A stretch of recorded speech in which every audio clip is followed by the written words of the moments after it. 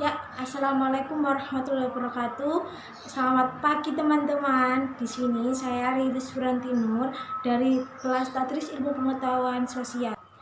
Di sini saya akan menjelaskan tentang hasil diskusi dari kelompok saya. Yang pertama yaitu tujuan negara. Dalam pengertian umum, tujuan negara terutamakan terletak pada 3 unsur atau yang mendasar, saling mendasar, yaitu yang pertama untuk menanamkan kedaulatan pemerintah, yang kedua untuk menyelenggarakan ketertiban umum, yang ketiga untuk mencapai kesejahteraan sosial. Sedangkan kalau kita melihat dari pendapat-pendapat para ahli, maka telah ditemukan beragam dan ragam pendapat dari beliau. Yang pertama yaitu dari Plato. Plato di sini menjelaskan tujuan negara adalah memajukan kesilahan manusia baik secara makhluk individu maupun makhluk sosial. Yang kedua menurut Roger, yaitu diadakannya negara bertujuan untuk membuat masyarakat berkembang dan menyelenggarakan daya cipta dan kesadaran sebatas-batas mungkin. Yang ketiga, Assalamualaikum warahmatullahi wabarakatuh. Perkenalkan, nama saya Elsinasna Aziza dari Tadris Ilmu Pengetahuan Sosial 2A. Saya di sini akan melanjutkan diskusi yang kedua tentang tujuan Negara Kesatuan Republik Indonesia. Tujuan tersebut memiliki visi dan misi. Visinya adalah pantauan ke depan tentang sesuatu yang akan dihendaki. Untuk yang misinya adalah bagaimana cara untuk mencapainya. Tentang hakikat tujuan negara Indonesia telah terdapat pada filsafat bangsanya, yaitu Pancasila yang terletak pada sila kelima, yakni keadilan sosial bagi seluruh rakyat Indonesia.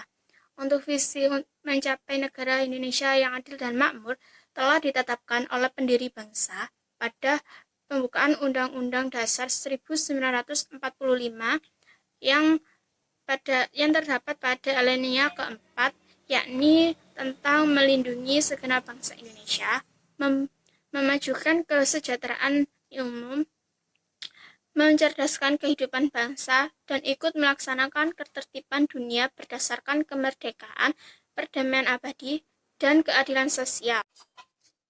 Untuk yang ketiga adalah bentuk-bentuk negara.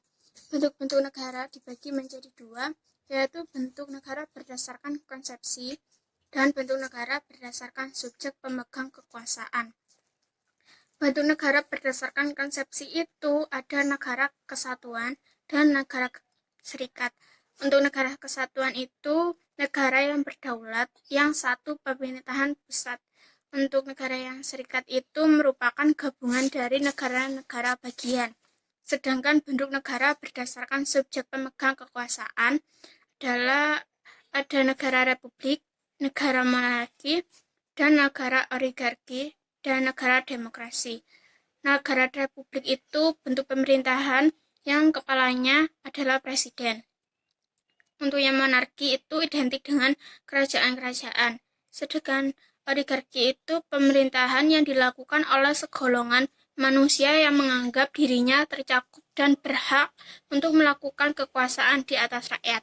Untuk yang terakhir adalah negara demokrasi. Negara demokrasi itu kedaulatannya berada di tangan rakyat.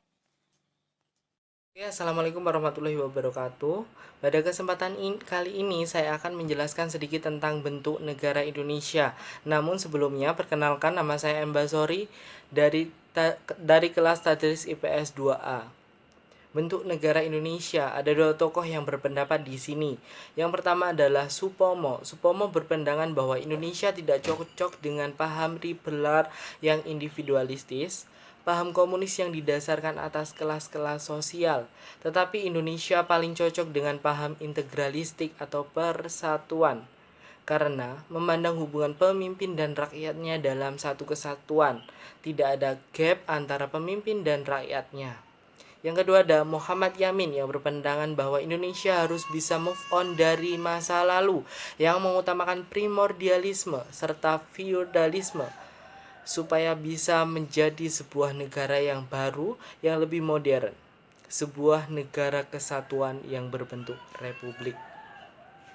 Dilihat dalam Undang-Undang Dasar 1945, Pasal 1 Ayat 1, negara Indonesia secara tegas dinyatakan sebagai negara kesatuan yang berbentuk republik.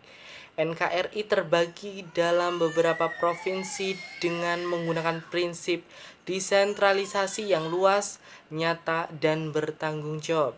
Dengan demikian, terdapat pemerintah pusat dan pemerintah daerah. Prinsip persatuan sangat dibutuhkan karena keberagaman suku bangsa, budaya, agama yang diwarisi bangsa Indonesia. Dalam sejarah yang mengharuskan bangsa Indonesia bersatu dengan seerat-eratnya. Keberagaman itu harus dipersatukan, tetapi tidak boleh disatukan atau diseragamkan. Oleh karena itu, prinsip persatuan tidak boleh diidentikan dengan kesatuan. Bentuk negara kita adalah kesatuan, sedangkan persatuan adalah prinsip dasar negara kita.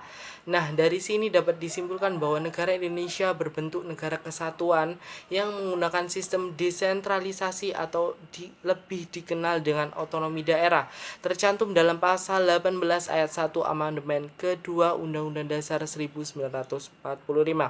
Berikut pasal-pasal yang mengatur tentang kewenangan desentralisasi atau kewenangan pemerintah daerah.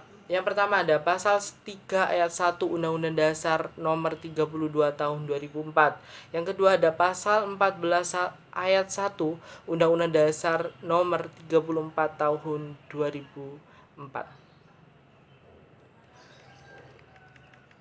Dari banyaknya wewenang pemerintah pusat yang diberikan kepada pemerintah daerah tidak disikapi dengan secara bijaksana, dewasa, dan bertanggung jawab, sehingga muncullah permasalahan. Yang pertama adalah sikap primordialisme. Yang kedua, pengerukan SDA secara maksimal sehingga pendapatan daerah meningkat, tetapi muncullah korupsi.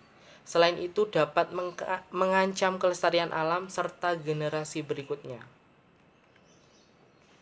Sementara itu, jika dilihat dari subjek bentuk negara pemegang kekuasaan, maka Indonesia merupakan demokrasi sesuai pasal 1 ayat 2 UUD tahun 45 yang menyatakan kedaulatan berada di tangan rakyat dan dijalankan berdasarkan Undang-Undang Dasar 45 dan juga diatur dalam pasal 22E Undang-Undang Dasar 1945 yang menyatakan bahwa pemilu berdasarkan asas langsung, umum, bebas, jujur, dan adil.